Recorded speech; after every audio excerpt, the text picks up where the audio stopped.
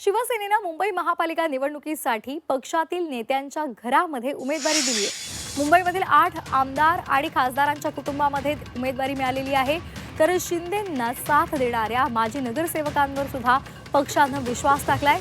घराणेशाहीच्या मुद्द्यावरून शिवसेना युपीटीवर टीका करणाऱ्या शिंदे यांनी उमेदवारीमध्ये घराणेशाहीला प्राधान्य दिल्याचं उमेदवारांवरून दिसून येतंय।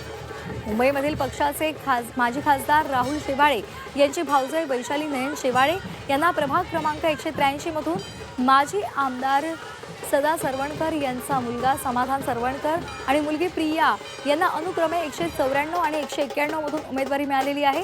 तर आमदार मंगेश कुडाळकर यांचे चिरंजीव जय कुडाळकर यांना प्रभाग क्रमांक 169 मधून तिकीट मिळालेलं आहे।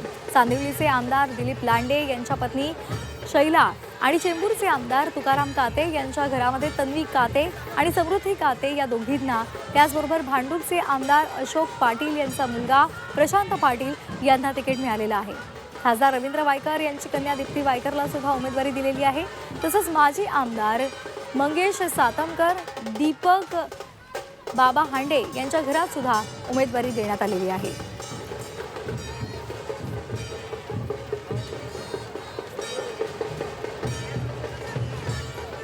तर यावर एक नजर टाकूयात आपण ग्राफिक्स मधून। तर आपण पाहतोय मुंबई महानगरपालिकेमध्ये आपल्या नातलगांनाच शिंदेच्या शिवसेनेनं प्राधान्य दिलेलं आहे, घराणेशाहीला प्राधान्य दिलेलं आहे। रवींद्र वायकर यांची मुलगी तिला उमेदवारी देण्यात आलेली आहे। दीप्ती पोतनीस वायकर यांना उमेदवारी मिळालेली आहे। तसंच दिलीप लांडे यांच्या पत्नी शैला लांडे यांनाही शिवसेनेनं उमेदवारी दिली आहे।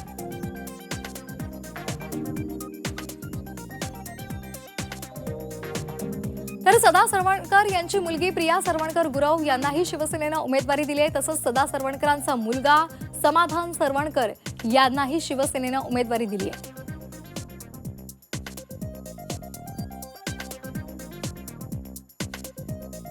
तर संजय तुर्डे यांच्या पत्नी मिनल तुर्डे यांनाही शिवसेनेकडून उमेदवारी मिळाली आहे।